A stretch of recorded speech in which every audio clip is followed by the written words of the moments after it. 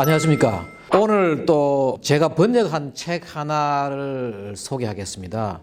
이거는 2018년 8월 달에 나온 책인데, 저로서는 상당히 중요한 일을 했다고 자부를 하고 있습니다. 왜냐하면은 이 책 제목에서 보듯이 전자파 침묵의 봄, 이라는 책인데, 전자파 침묵의 봄이라고 한 이유가 뭔가 하면은 지난 1962년도에 나왔던 라이첼 칼슨의 침묵의 봄, 이제 그것을 따서 여기다가 이 전자파 침묵의 봄, 영어도 이게 원 제목이 An Electronic Silent Spring이라고 해요.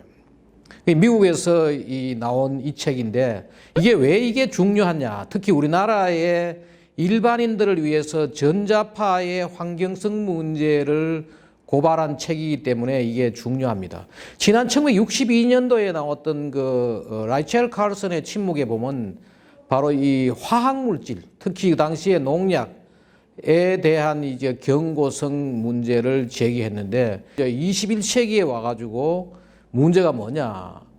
그 당시에 화학물질만큼 이 중요한 문제가 제기되고 있는 것이 바로 전자파라는 거죠. 지금 우리가 쓰고 있는 여러 가지 지금 휴대폰이라든지, 예. 또 와이파이 라우터, 예. 그다음에 중계기 안테나, 예. 그리고 송전선, 지금 우리 집에서 쓰는 무선 전화기 있잖아요. 예. 그다음에 베이비 모니터 이런 것까지 상당히 많은 전자파가 나오는데, 예. 이 전자파에 대한 규제가 예. 지금 제대로 안 이루어지고 있는 거죠. 태양빛도 하나의 전자파고 지구 자기장도 하나의 전자파가 되고 말입니다. 예. 그런데 지금 우리가 만든 이 전자파가 과거에 자연계에 없던 주파수가 지금 쓰는 거지요. 그렇게 했고요. 예, 그래서 이것이 문제가 되고, 네. 지금 혹시 무슨 양봉이 안 된다 이럴 때 예. 전자파 때문이다, 휴대폰 때문이다 이런 거는 그것도 그럼 나옵니다. 입증이 되었습니까? 예, 입증돼. 그것도 나옵니다. 혹시 이게 과거에 레이첼 카슨의 책처럼 너무 과장하고 있는 건 아닙니까? 그건 아니에요. 레이첼 칼슨도 그 당시에 농약의 어떤 유해성을 예. 경고한 데는 상당히 성공을 예, 했죠. DDT. 예, DDT 했고, 이것도 역시 그거를 우리가 쓰고 있는 무선 통신 기술을 예. 이게 나쁘니까 어떻게 하자 이것보다는 우리가 예. 잘 규제를 해가지고 네. 인체나 자연 생태계에 피해가 없이 써야 되겠다. 지금 보면은 우리가 휴대폰, 와이파이, 중계기 안테나 각종 지금 전자파에 노출되어 있는데, 이것 때문에 지금 현재 이 선진국의 경우는 자폐아도 많이 생기고 또 뇌종양도 많이 생기고 말이에요. 각종 질환들이 생기고, 또 이것 때문에 곳곳에서 벌떼가 사라지는 거죠. 자기장을 이용해 가지고 이동하는데 이것이 다 사라지고 하니까 새가 이동 경로를 잊어버리는 거죠. 이 책이 자연 생태계에서 일어나는 문제들, 또 인간에게 주는 피해, 이런 것들을 잘 정리해 가지고 나온 거죠. 제가 이제 침묵의 봄이라는 책에 대해서 조사를 하다가 우연히 이 책을 보고 이것을 내가 이제 국내에 소개해야 했다 해가지고 나름대로 열심히 번역을 해가지고 말입니다. 그래서 내가 이걸 출판을 했는데, 아직도 우리나라에서는 이 전자파에 대한 이 환경성 문제가 제대로 지금 알려지지 않고 있습니다.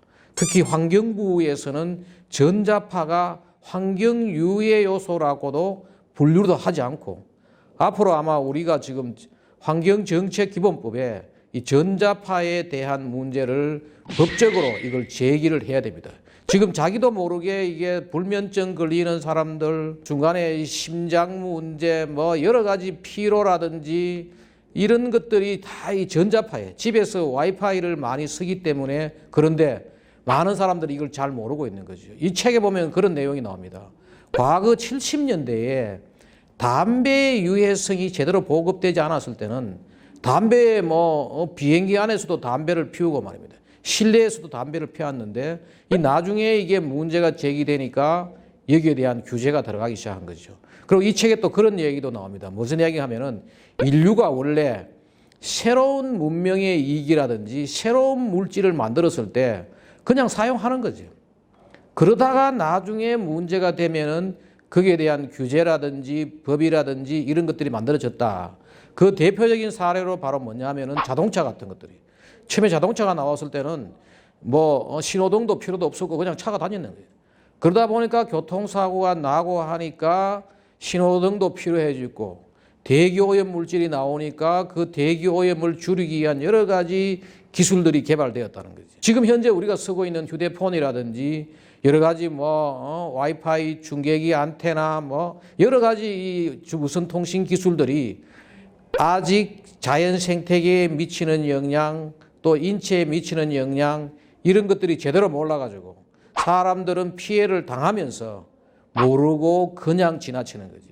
외국에서는 벌써 이 철새 보호를 위해서 이 지금 연방통신위원회를 상대로 소송도 제기됐고 프랑스 파리에서는 공공도서관에 이 사서들의 건강을 위해서 와이파이를 다 제거하고 또 프랑스에서 유치원에서 고등학교까지 학교에서 휴대폰 사용을 금지하고 러시아에서는 보면은 2008년도에 국립비전위성 방사선위원회 여기에 휴대폰은 짧은 통화일지라도 안전하지 못하다고 지적하면서 경고했다. 16세 미만의 청소년, 임산부, 간질병 환자, 기억상실증 환자, 수면장애자, 신경질환자 등은 절대로 휴대폰을 사용하지 말아야 한다. 이런 것들이 지금 러시아에서 벌써 2008년에 나왔고 2012년에 인도에서도 보면은 휴대폰 전자파는 건강에 유해하므로 학교, 대학, 병원, 놀이터 주변 지역에 있는 모든 중계기 안테나에 대한 철거를 명령했다. 호주에서는 이 전자파 방사선 노출을 최소화할 수 있도록 자녀에게 휴대폰과 무선 전화기, 집에서 사용하는 이 코드리스 폰을 말하는 거죠. 이거 사용을 제한하고 베이비 모니터 이런 것도 이제 아기 침대에서 최소 1m 이상 떨어진 곳에 두도록 권고했다. 이런 내용들이 나옵니다. 16,000원에 나온 책인데 아마 우리가 인터넷 때 구하면은 14,000원 정도에 구할 수 있으니까 관심을 가지고 한번 봐주시기 바랍니다. 예, 감사합니다.